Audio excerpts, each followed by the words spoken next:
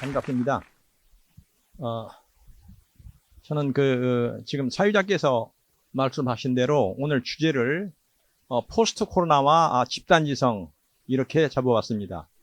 2020년 전에는 BC 그 다음에 AD 그때 썼던 것이 아니고 먼 후에 사람들이 과거를 회상해서 예수께서 태어나신 그 해를 그 이전과 이후로 나눴는데, 근자에는 금년 2020년은 BC와 AC로 이렇게 구분하는 분들이 많습니다. BC는 Before Corona, AC는 After Corona. 그래서 우리가 생각을 지금까지 쭉 가졌던 생각과는 조금 다른 이 다가오는 세대의 학부모님들과 그리고 우리 학생들도 함께 대비를 해야 되지 않겠냐 해서 저는 이 집단지성은 감사하는 마음에서 시작된다 이렇게 소주제로 잡아봤고요. 그 집단지성은 우리가 협업지성이라고도 합니다. 영어로 collective intelligence 또는 cooperation이 협동이거든요. 협업, cooperative intelligence 이렇게도 얘기를 하는데, 역시 집단지성이라는 것은 말 그대로 서로 협력하거나 또는 그 경쟁을 통해서 우리가 얻게 된 이런 지적 능력을 말하는데, 우선 협업의 조건으로 저는 세 가지를 잡아봤어요. 하나는 감사, 그 다음에 또 하나는 존중, 또 하나는 수평적 사고, 이렇게 셋으로 구분을 해봤습니다. 감사는 제가 이제 표기를 할 수가 없는데 학부모님들도 나중에 검색을 해서 보시면 감자를 한자로 보면은 다함, 마음심 적어놨다가 나중에 보시면 됩니다. 마음을 다해라. 사자는 말씀원과 쏠사가 합쳐져서 사자거든요. 감사라는 것은 속으로만 얘기하는 것이 아니고 마음을 다해서 말로 이렇게 해야 됩니다. 그래서 집에서도 이 할아버지 학생한테는, 아이들한테는, 할아버지 할머니한테도 또 감사합니다. 또 고맙다. 부모님은 학생들한테, 자녀들한테 고맙다, 감사합니다. 또 자녀들도 부모를 보고 성장하기 때문에 감사합니다. 이런 것을 입에 달고 살면은 이것이 아이들이 나중에 성공하고 이런 밑거름이 되지 않냐, 이런 생각을 하고요. 그 다음에 존중이라는 것은 서로 상호 존중입니다. 일방적으로 부모가 자녀한테 뭘 지시하고 감시하고 하는 것보다는 부모가 같이 존중해주고, 그리고 그 자녀도 부모를 보고 이렇게 배우지 않겠냐. 그래서 부모와 자녀, 멘토와 또 멘티, 교사와 학생 누구나 이렇게 서로 상호 존중이 필요하다. 오늘 이 얘기한 대로 얘기하는 도전, 그리고 이런 것이 우리 키워드가 되겠는데, 제 인생도 끊임없는 도전과 응전. 제가 대학 교수를 늦게 해가지고 저는 이 다른 교수님들이 우리 대학에 나와서 어떤 강의를 해줄 수 있습니까 하면은 안 돼요라고 한 적이 없습니다. 뭐든지 제가 합니다. 그래 놓고는 밤새워 공부를 하고, 그 다음에 대학 교수님들이 강의하는데 찾아가서 처음에는 도강은 아니지만 그런 방법으로 했다가 나중에는 명예학생으로 등록을 해서 대학생들하고 같이 공부를 해서 익혀가지고 또 강의를 하고, 그래서 제가 생각해보면은 근자의 한 10년, 15년 이것이 저한테는 정말 보람 있는 시간이었고 저한테는 즐거운 시간이었다, 이렇게 생각을 합니다. 그래서 이 상호 존중이라는 것에 대해서 또 하나 말씀드렸고, 제가 금년에 인생 나눔이라고 하는 이런 활동을 하고 있는데요.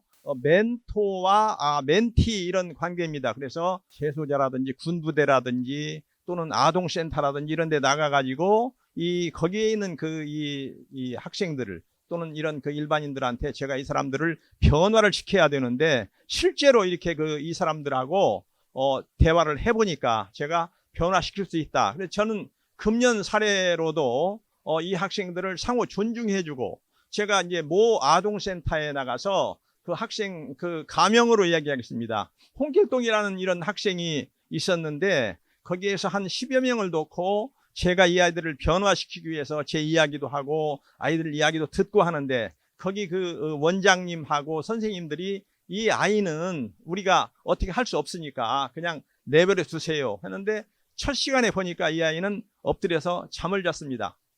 그 두 번째 일주일 만에 또 가니까 그 다음에는 잠을 안 잤는데 제가 A4 용지를 하나씩 나눠주고 거기서 이제 친구 장점이라든지 글씨로 그림으로 한번 해봐라 했더니 이 아이는 그것을 쫙쫙 찢어가지고 종이를 아주 그냥 가루같이 만들어가지고 던져놓고 또 엎드렸습니다.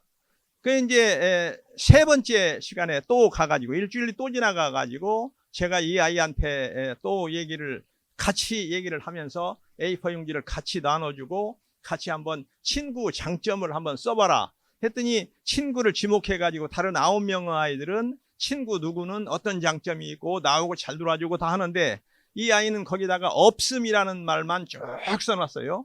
그래서 그 다음 시간에 제가 그것을 사진으로 찍어가지고 PPT 자료를 또 만들고 가지고 와가지고 이 아이는 제 가명을 쓰겠습니다. 이 홍길동이는 여기다가 없음을 256번을 썼다. 사실은 몇 번 썼는지는 모르지만 많이 썼기 때문에 제가 그냥 256번을 썼다. 256번이라는 아이가 내 얘기가 그 아이를 변화시켰어요.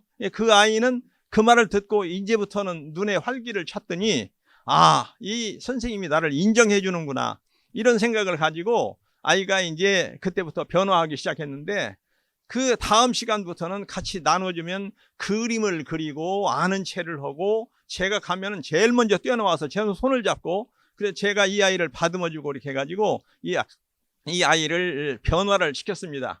그래서 세상 살아가는데 늘 이런 생각을 이 아이들과 선생님의 관계 또는 부모와 아이와의 관계가 이 아이는 안 된다 이런 것보다는 늘 우리가 같이 이 안아주고 그리고 이 아이와 대화를 해주고 하면은 전부 변화를 하게 된다 이런 생각이 듭니다. 데일 카네기의 그 인간관계론에 보면은 이미 그 책은 85년 전에 책을 출간을 했는데 지금도 꾸준히 이 학생들이나 일반인들이 그 책을 꾸준히 읽어서 자녀들한테 이렇게 주기도 하고 그 다음에 이 자녀들이 잘 읽었는지 이렇게 보기도 합니다. 그런데 학부모님들 얘기를 들어보면은 같이 읽은 것이 아니라 나는 옛날에 읽었으니까 너 읽어라 하고 주고 거기에 뭐 쓰여 있냐 하면은 이제 거기에 있는 그 학생들이 부모님한테 비판하거나 비난하거나 불평하지 말라. 이게 제1장에 나오는 말이거든요. 그러니까 오히려 학생들이 부모를 변화시키려고 합니다. 부모가 변하지 않고 학생들만 이렇게 변화를 시키려고 하면은 이것은 잘 되지 않는다 이런 생각이 듭니다. 영국의 웨스트민스터 사원에 앵글색슨 비숍, 앵글색슨 주교 한 분이 묘비명을 이렇게 써놓은 게 있어요. 근데 거기 작은 글씨로 AD 1100 이제 대개 검색해 보시면 그게 나오는데요. AD 1100 해서 영어로 이렇게 쓰여 있습니다. 뭐라고 써 있냐면 When I was young and free and my imagination had no limits, I dreamed of changing the world로 쭉 이어지는데 제가 그걸 우리말로 이렇게 바꿔서 본다면 내가 이 젊고 그리고 자유롭고 그리고 상상력의 한계가 없었을 때 나는 이 세상을 변화시키려고 그런 꿈을 꾸었다.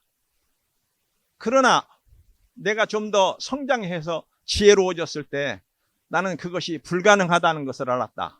그래서 내가 살고 있는 이 나라를 변화시키려고 다시 그런 생각을 해봤다. 그러나 그건 역시 불가능했다. 내가 황혼의 나이가 되었을 때 나는 나와 가장 가까운 내 가족들을 변화시키려고 그런 시도를 해보았다. 그러나 그것도 어려운 일이었다. 가능하지 않은 일이었다. 그래서 나는 임종의 자리에 누워 내가 이 죽음을 맞이해서 이 죽음을 맞이한 자리에 누워 나는 이제 깨닫는다. 차라리 그때 내가 내 자신을 변화시키려고 노력을 그랬더라면 내 가족도 함께 변화했을지 누가 아는가. 또 그러다가 보면은 내가 살고 있는 이 나라가 변했을지 또 누가 아는가. 이 세상이 변했을지 그냥 제가 번역을 해서 말씀을 드린 겁니다. 이것이 1100년 AD 1100년이니까 920년 그 주교가 돌아가신 지 920년이 됐는데도 이것도 각국에서 이게 회자되는 것을 보면은 역시 내가 먼저 변화해야 된다. 그래서 이 자리에 계신 그 학부모님들도 자녀들한테는 변화를 해라 이렇게 하고 본인은 그냥 드라마 보고, 드라마도 좋은 것을 물론 봐야 되지만 함께 하는 것이 좋지 않겠냐 이런 생각이 듭니다. 제가 이제 살다 보니까 또 제가 그 아파트 그 회장을 또 한 적이 있어요. 한 500세대 아파트 회장을 했는데 제가 아파트 문화를 바꿨어요. 이게 아파트를 경영하다 보니까 이제 아파트 경영이 우리 아파트 문화인데 아파트가 위탁 경영이 있고 자치 경영이 있습니다. 회사에서 경영하는 게 있고 자치적으로 제가 이제 자체적으로 그 아파트를 경영을 해서 아파트 동대표 회장이면은 이제 임명과 인면권이 있어요. 그래서 그 아파트 관리소장 외에 일반 그 직원들과 또 그 다음에 경비원들 이런 사람들을 선발하고 이런 사람들을 뭐 면하고 이런 것이 있는데 제가 회장이 되면서 저희 경비원들한테 호칭을 홍길동 있으면 홍길동 선생, 처음에 선생이라는 얘기를 하니까 자기를 안 부르는 줄 알고 이렇게 평생 이분은 60대 중반까지 아파트 경비를 하면서 선생 소리를 처음 들어본 거예요.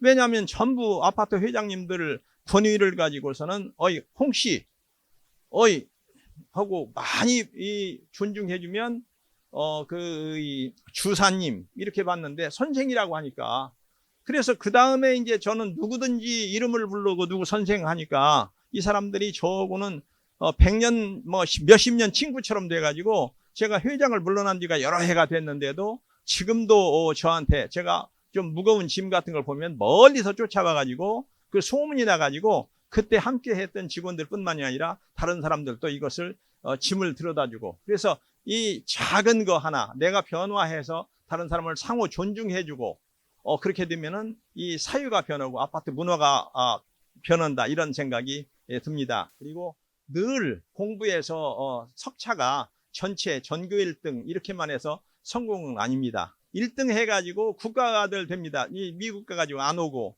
이제 1등도 좋고 몇 등도 좋은데 그거 등수가 문제가 아니고 함께 이 공동체를 위해서 함께 사는 이런 아이들로 성장을 시켰으면 좋겠습니다. 저도 많이 반성합니다. 학교 다닐 때 제가 학교 선생을 할 때도 월급이 올라오면 좋아했거든요. 근데 나중에 생각해 보니까 월급이 올라오면 좋기도 하지만 사실은 수업료를 못 내가지고 어려운 애들은 그 아이도 함께 걱정을 해야 되는데 늘 생각해 보면은 나부터 생각하고 그래서 나도 좀 많이 변화되지 않겠냐. 지금도 저도 끊임없이 변화하려고 노력을 하고 있습니다. 장시간 들어주셔서 감사합니다. 고맙습니다.